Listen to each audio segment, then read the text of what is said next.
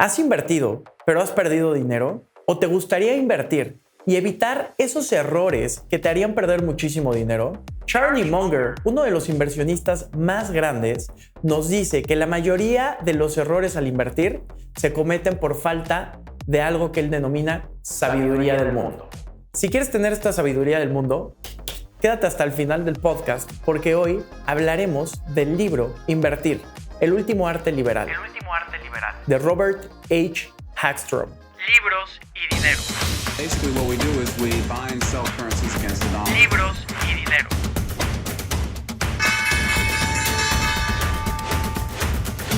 Libros y dinero. Tu cerebro, cuando no comprende algo, utiliza modelos mentales que le ayudan a comprender esto. A ver, un argumento en tema de aprendizaje. Si tú quieres aprender algo, o la mejor forma en la cual tu cerebro aprende es de una forma relacional. O sea, si quiere aprender el concepto B, lo aprende relacionándolo con todo lo que ya sabe del concepto A. O sea, aprendes por asociación. Y si no logras comprender algo, tu cerebro genera estos modelos para que se adapten a tu nivel de comprensión. Por ejemplo, si yo te digo que Charlie Munger es como el Scottie Pippen de las inversiones y te digo que Warren Buffett es el Michael Jordan de las inversiones, probablemente si te digo que trabajan en Berkshire Hathaway o esa es su firma de inversiones, podrás relacionarlo con los Chicago Bulls de los 90s. Entonces, con estos modelos mentales eres capaz de comprender más cosas y relacionar más rápido, tener una mayor retención, un mayor aprendizaje.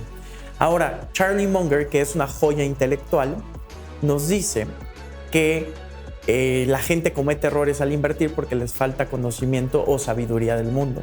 Entonces, el reto de hoy hay un reto. Ese reto es que veas el tema de economía, mercados financieros, no solamente como un campo aislado o un campo del lado de las finanzas y economía, sino que lo veas como parte de un cuerpo de conocimiento mucho más amplio. Hoy vas a aprender y vas a desarrollar modelos mentales de biología, de física, de sociología, de filosofía, de matemáticas, de literatura. Ese es el reto del día de hoy, que seas capaz de aprender de todos estos campos y lo puedas relacionar con la economía y los mercados y así entiendas cómo es que se mueve la compra-venta de acciones, las estrategias de inversiones y cómo es que se mueve todo en la economía, haciendo modelos mentales y entendiendo qué es lo que pasa en la física, que es equiparable a lo que pasa en la economía. Como ya sabes, en Libros y Dinero me gusta compartirte solamente 3 ideas que considero son las 3 ideas que te harán cambiar tu perspectiva, romperán paradigmas y generarán conocimiento útil y práctico para ti. Voy a compartirte estas 3 ideas, pero antes de esas 3 ideas haré como una revisión de cada una de estas ciencias que puedes relacionar con economía y te diré lo que para mí en esos momentos es lo más valioso. Las 3 ideas siguen siendo los puntos importantes y ahí entraremos a detalle. Idea número 1. ¿Cómo es que la física y la biología te pueden ayudar a entender cómo funciona la economía y cómo funcionan los mercados? Idea número 2. Nietzsche dijo que la multitud nunca llegará al estándar del mejor de sus miembros. Nietzsche estaba equivocado. Descubre lo que es la sabiduría de la multitud. Idea número 3. Existe un modelo matemático que te ayudará a ganar en Las Vegas. Conoce la historia del matemático que desarrolló este modelo y de paso te voy a recomendar algunos libros para que sepas más de este tema. Tendrás muchos datos curiosos que te harán brillar en tu próxima reunión. Benjamin Franklin es el pionero en la educación moderna. En 1749, en la Gaceta de Pensilvania, había un brochure y ese brochure decía que Benjamin Franklin estaba buscando desarrollar un nuevo modelo educativo. Hasta ese momento las universidades eran para clérigos, para gente que se dedicaba al tema de la religión y tenían un cuerpo de conocimiento basado mucho más a los estudios clásicos, mucha filosofía, pero era poca aplicabilidad al mundo moderno. Benjamin Franklin estaba consciente de que en Connecticut y Massachusetts ya existía Yale y Harvard y de que en las Virginias existía el College of William Jersey, hoy Princeton.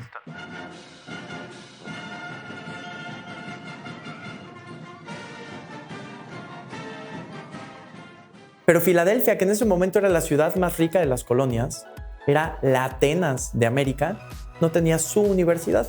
Y ahí fue donde él desarrolló el programa educativo de la Academia de Filadelfia, hoy conocida como la Universidad de Pensilvania. Un programa mucho más intenso y mucho más aplicado a la practicidad. O sea, que la gente salga de la universidad y pueda ser alguien productivo. Con todo y esta practicidad, Benjamin Franklin sabía que las artes liberales eran algo importante y que el tener un espectro amplio de conocimiento te ayudará a generar estos modelos mentales para que puedas tener una mayor capacidad de resolución de problemas. Vamos a la parte de la física. La física estudia la energía y la materia y cómo interactúan entre ellas. O sea, trata de explicarnos cómo es que funciona el universo. La física es muy aspiracional para todas las demás ciencias porque es exacta, las fórmulas son replicables y si tú las aplicas una y otra vez vas a tener resultados consistentes. Ya te imaginarás los economistas quisieron replicar estos modelos físicos. ¿Qué tiene que ver la física con la economía? El equilibrio. En la física existe el equilibrio dinámico y el equilibrio estático. El estático lo puedes visualizar como una tina cuando la llenas de agua y el agua se contiene. Eso sería el equilibrio estático. Y el equilibrio dinámico es cuando dos fuerzas opuestas generan un punto de equilibrio. O sea, como la oferta y demanda. ¿Te das cuenta? Oferta y demanda son dos fuerzas opuestas que nos llevan al punto de equilibrio. Para que sepas qué tan importante es este tema de la física y cómo impactó a los economistas, te voy a hablar de uno de ellos. Sharpe ganó el Premio Nobel de Economía al desarrollar la teoría del equilibrio del mercado y los precios de los activos bajo condiciones de riesgo. O sea, aplica las fórmulas matemáticas de equilibrio a temas de condiciones de precios y riesgo. Interesante, el equilibrio es parte de la economía, pero aún así no explica todo. No es predecible al 100% como en la física y nos damos cuenta que las cosas empiezan a cambiar y empiezan a evolucionar. Por ejemplo, una lección que nos dejó el crash del mercado de 1987, nada de las teorías o de la perspectiva basada en el equilibrio del mercado hubiera podido explicar ese crash. E incluso los eventos que ocurrieron entre el 2007 y el 2009 son inexplicables bajo esta postura del equilibrio de mercados. Tenemos una lupa que nos podría explicar esto de una mejor manera utilizando la teoría evolutiva de Darwin, el origen de las especies.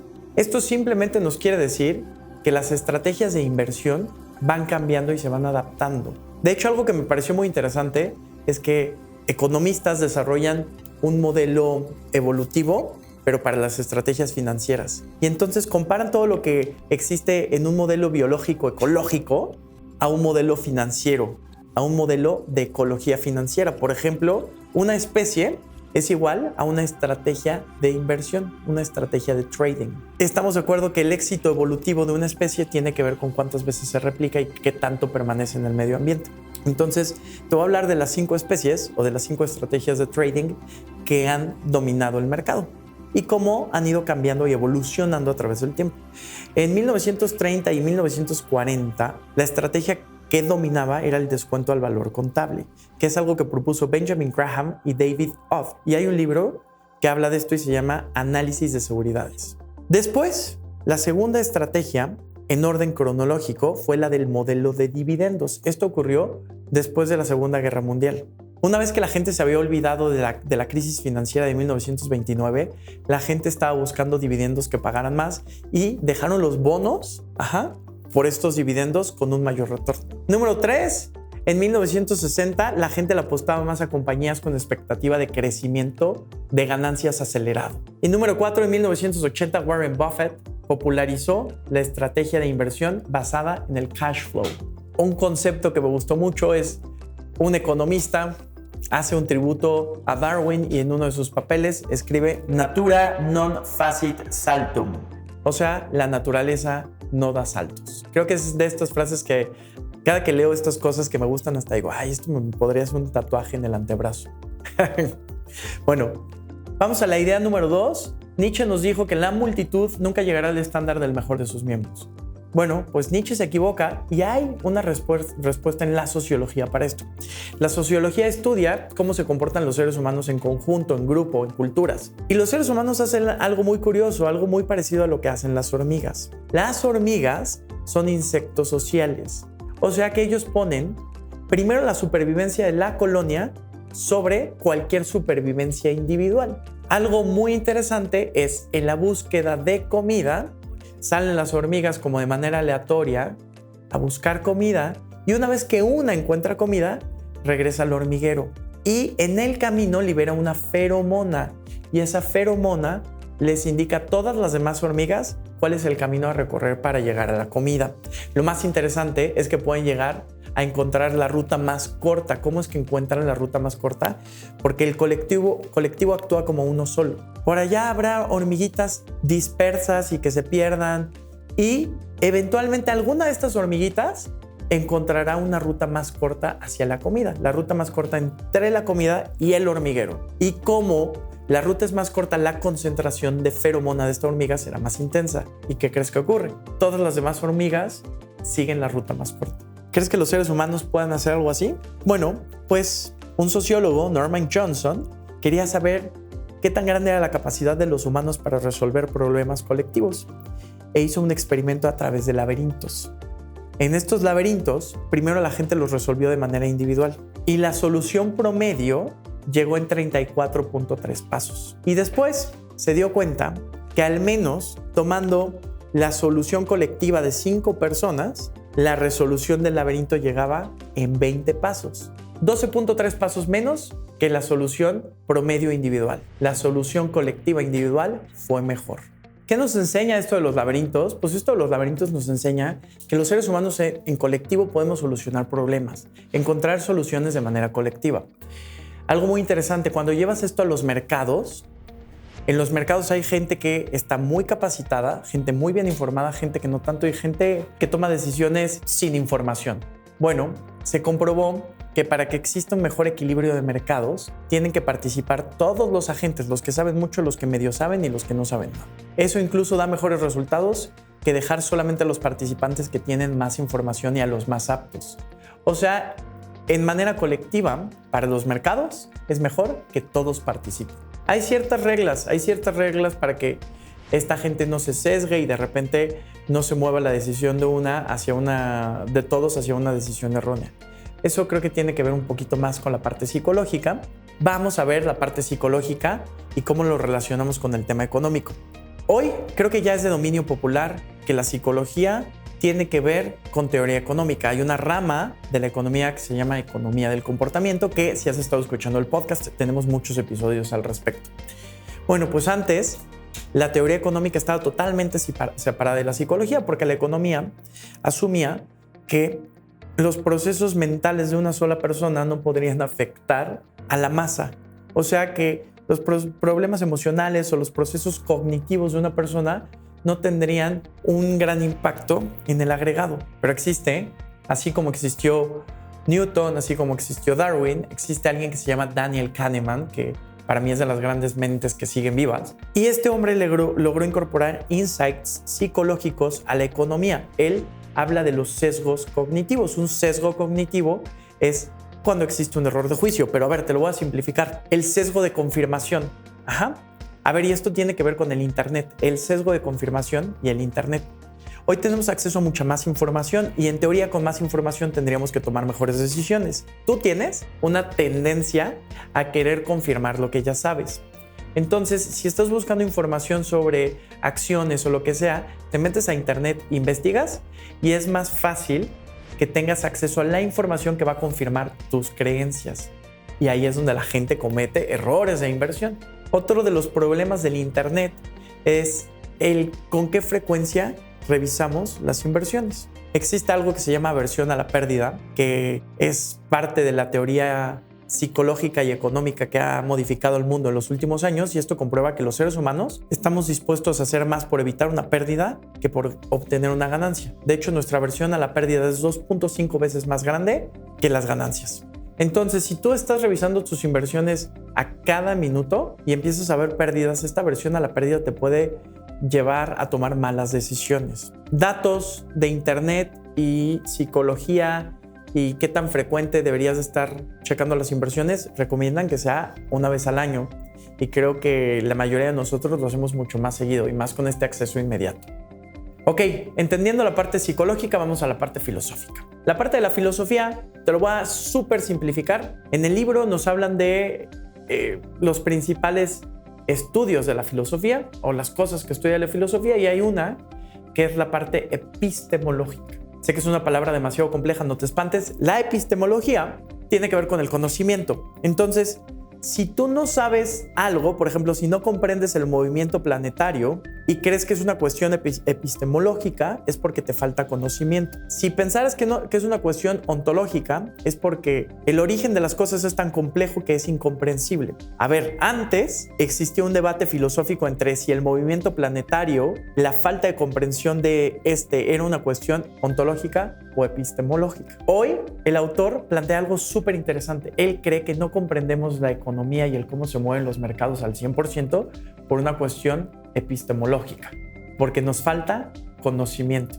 O sea, que él cree que podremos llegar a la física de la economía. Imagínate, algo que sea predecible y algo que se entienda al 100%.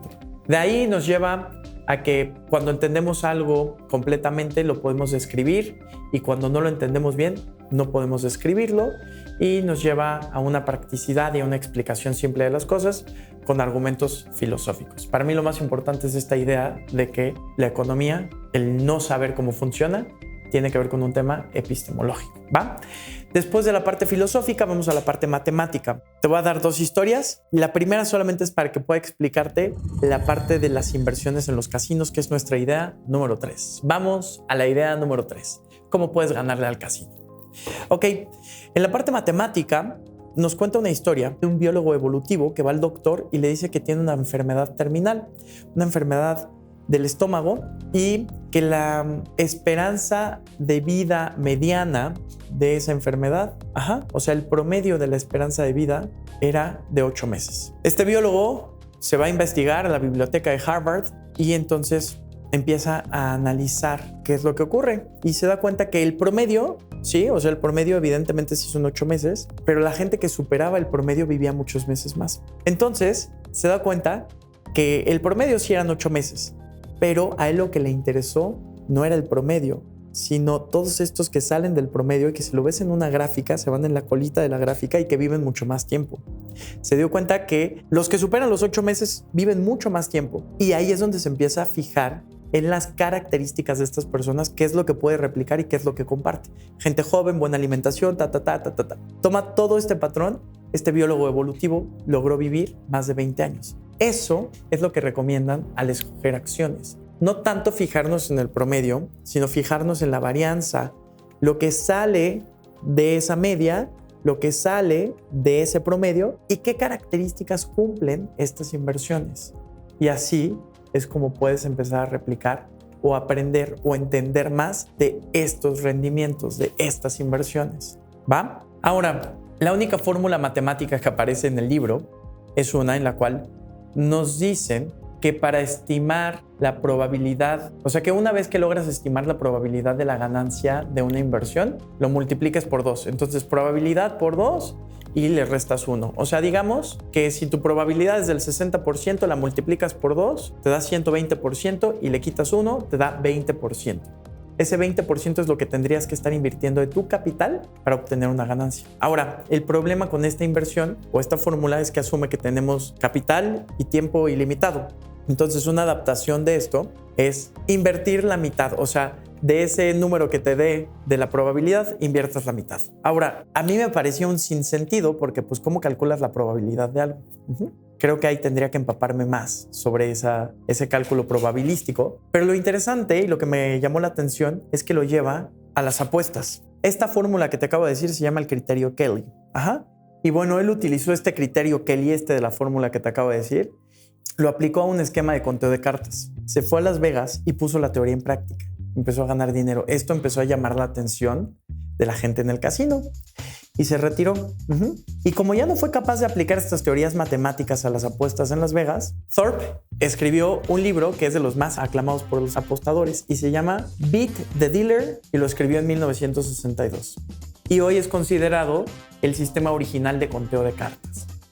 El libro, después de la parte de matemática, el libro cierra con teoría de toma de decisiones. Y la teoría de toma de decisiones, hay algo interesante que tiene que ver con cuándo puedes confiar en un experto.